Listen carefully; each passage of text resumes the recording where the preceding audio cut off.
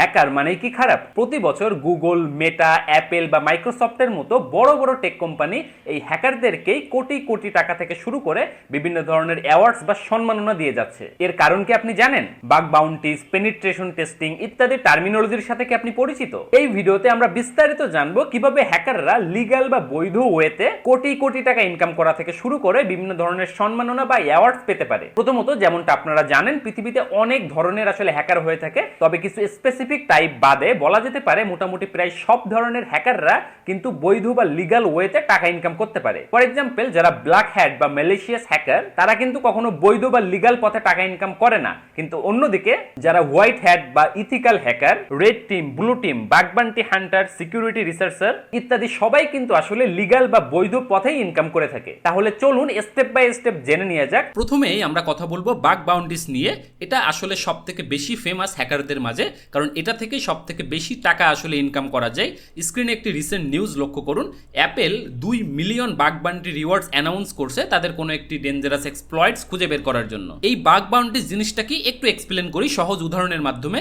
ধরে নেন আপনি একটি অ্যাপস বানিয়েছেন এবং আপনি চাচ্ছেন ওই অ্যাপসটির মধ্যে কোনো প্রকার সিকিউরিটি ইস্যুস আছে কিনা, কোনো ভালনারেবিলিটিস আছে কিনা, কোনো সিকিউরিটি উইকনেস আছে কিনা, এটা আপনি খুঁজে বের করতে চাচ্ছেন। কারণ হলো আপনার অ্যাপসের ভেতরে যদি এমন কোনো সিকিউরিটি ইস্যুস থাকে তাহলে ওই একটা কারণে কিন্তু আপনার ফুল অ্যাপসটি হ্যাক হয়ে যেতে পারে এবং পরবর্তীতে শুধুমাত্র এইটার কারণে আপনার বিজনেসই কিন্তু নষ্ট হয়ে যেতে পারে। সো এই কারণে যত বড় বড় টেক কোম্পানি আছে, বিশেষ করে গুগল, মেটা, মাইক্রোসফট, অ্যাপেল, এরা কি করে প্রতি বছর বিভিন্ন ধরনের program, bug bounty program actually run করে, যেখানে পৃথিবীর বিভিন্ন জায়গা থেকে বিভিন্ন ধরনের হ্যাকাররা অংশগ্রহণ করে, যেখানে হ্যাকারদেরকে কিছু স্পেসিফিক টাস্ক দেওয়া হয়। ফর এক্সাম্পল, ফেসবুকের কোনো একটি ড্যাশবোর্ড বা কোনো একটা স্পেসিফিক ইউআরএল এ কোনো বাগ আছে নাকি, কোনো সিকিউরিটি ইস্যুস আছে নাকি, এই জিনিসটা খুঁজে বের করার জন্য আসলে এই পুরস্কারটা ঘোষণা করা হয়। যখনই কেউ আসলে এই ধরনের কোনো সিকিউরিটি ইস্যুস খুঁজে বের করতে পারে তখনই কিন্তু তাকে ওই যে বাগ বাউন্টি রিওয়ার্ডস সেটা প্রদান করা হয় এবং এই রিওয়ার্ডগুলো কিন্তু যেমনটা দেখাচ্ছিলাম প্রথমে অনেক অনেক মিলিয়ন ডলারের হয়ে থাকে। এরপরে যেটা নিয়ে কথা বলবো সেটা হলো পেনিট্রেশন টেস্টিং অ্যান্ড রেড টিমিং। এখানে মূলত বিভিন্ন বড় বড় কোম্পানি যেখানে আসলে ইউজারের ডেটা বা ইনফরমেশন খুবই sensitive, for example bank, so এরা কি করে বিভিন্ন ধরনের হ্যাকারকে আসলে হায়ার করে এবং মান্থলি বেসডে স্যালারি প্রদান করে এবং তাদের কাজই হয় তাদের এই ধরেন ফর এক্সাম্পল ব্যাংকিং যে সিস্টেম, তাদের সিস্টেমের ভেতরে কোনো ধরনের ইস্যুস আছে নাকি, মানে এটা খুঁজে বের করার চেষ্টা করা হয় যদি ইনকেস কোনো অ্যাটাকার অ্যাটাক করে তাহলে যেন এই ব্যাংকের বা ওই সিস্টেমের কোনো প্রকার ক্ষতি না হয়। এইটা আসলে বোঝার জন্য তারা নিজেরাই হ্যাকারকে হায়ার করে এবং বলে তুমি আসলে নিজে নিজেই এটার উপর আসলে বিভিন্ন ধরনের অ্যাটাক দাও, স্ক্যান করাও, সিস্টেমকে পেনিট্রেট করো, যাতে করে এর ভিতরে যদি কোনো সিকিউরিটি ভালনারেবিলিটিস থাকে বা ইস্যুস থাকে তুমি খুব সহজে বের করে এটা ফিক্স করে ফেলতে পারো, যেন অন্য কেউ পরবর্তীতে এই ধরনের অ্যাটাক দিলে আমাদের সিস্টেম ক্ষতিগ্রস্ত না হয়। এরপরে যেটা নিয়ে কথা বলবো সেটা হলো vulnerability research and responsible disclosure. এইটা মূলত কাইন্ড অফ এই বাগ বাউন্টিসের মতো, বাট এইখানে আসলে ওই যে বিভিন্ন ধরনের কোম্পানির কথা বলছিলাম, টেক কোম্পানিগুলা, তারা এই জিনিসটা অর্গানাইজ বা রান করে না। এইটা ইন্ডিভিজুয়ালি, ধরেন আপনি একজন হ্যাকার, আপনি আসলে একটা ওয়েবসাইটে গেলেন, ফর এক্সাম্পল গুগলে গেলেন, গুগলে গিয়ে তা কোনো একটি স্পেসিফিক ড্যাশবোর্ডে বা পেজে আপনি এমন কোনো সিকিউরিটি ইস্যুস পাইলেন যেটা আপনি মনে করতেছেন যে এই ইস্যুর কারণে গুগলের কোনো বড় ধরনের ক্ষতি হতে পারে। তখন আপনি কি করবেন, ওই সেম জিনিসটা এক্সপ্লেন করে গুগলকে একটি স্ক্রিন রেকর্ডেড ভিডিও বা ফেস ভিডিও দিলে তারা কিন্তু তখন ওই জিনিসটা যাচাই করে দেখবে।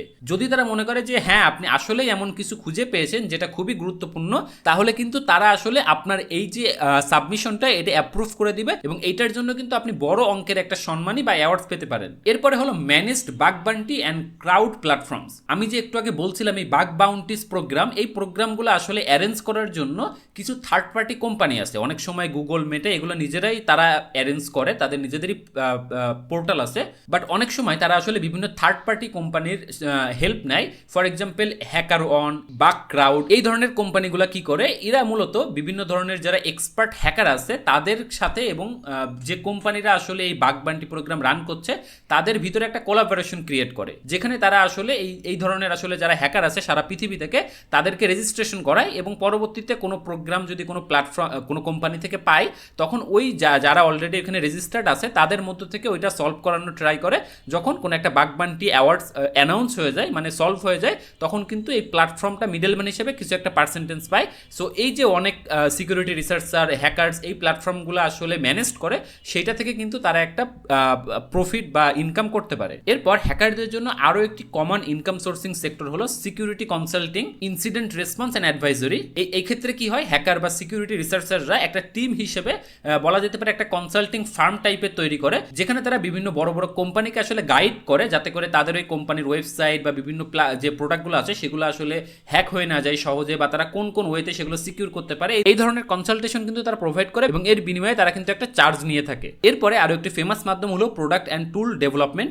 এই ক্ষেত্রে কি হয়, যারা সিকিউরিটি রিসার্চার বা হ্যাকার তারা কিন্তু খুব ভালোভাবে এই জিনিসগুলো সম্পর্কে জানে। সো এই কারণে তার মার্কেটে অনেক ধরনের সাস অর্থাৎ software as a service tools বা প্ল্যাটফর্ম কিন্তু নিয়ে আসে, যেটা আসলে নর্মাল কোম্পানিরা ব্যবহার করে তাদের সিস্টেমকে প্রোটেক্ট রাখার জন্য এবং তার বিনিময়ে মান্থলি আসলে একটা পেমেন্ট করে। সো এখান থেকে কিন্তু খুব বড় একটা অ্যামাউন্ট আসলে ইনকাম করে থাকে তারা। এরপর বিভিন্ন ধরনের সিটিএফ প্রাইজেস থাকে। সিটিএফ বলতে বোঝাচ্ছি ক্যাপচার দ্য ফ্ল্যাগ। এগুলো কি হয়, এগুলো ওয়ান কাইন্ড অফ কম্পিটিশন বলতে পারেন, ছোটখাটো কম্পিটিশন, যেগুলো বিভিন্ন অর্গানাইজেশন বা বিভিন্ন যেমনটা বলছিলাম বিভিন্ন প্ল্যাটফর্ম আসলে রান করে এবং এই ক্ষেত্রে কিছু ছোটখাটো পুরস্কার রাখা হয়। এরপরে যেটা নিয়ে কথা বলবো সেটা হলো রেসপন্সিবল মনিটাইজেশন অফ এক্সপ্লয়েটস। এটা একটু ট্রিকি বিষয়, কারণ এইটা থেকে আসলে লিগালি ইনকাম করতে হলে আপনাকে খুবই স্ট্রিক্ট থাকতে হবে। এখানে কাহিনীটা কি ঘটে, এখানে ধরেন আপনি যেমনটা বলছিলাম কোন একটি প্রোডাক্ট বা প্ল্যাটফর্মের কোন একটা ভালনারেবিলিটিস বা কোনো সিকিউরিটি ইস্যুস বার করলেন, এখন আপনি এই জিনিসটা আবার সেল করতে পারেন, মানে সরাসরি তাদেরকে না জেনে আপনি কোনো থার্ড পার্টি প্ল্যাটফর্মের কাছে এটা সেল করতে পারেন।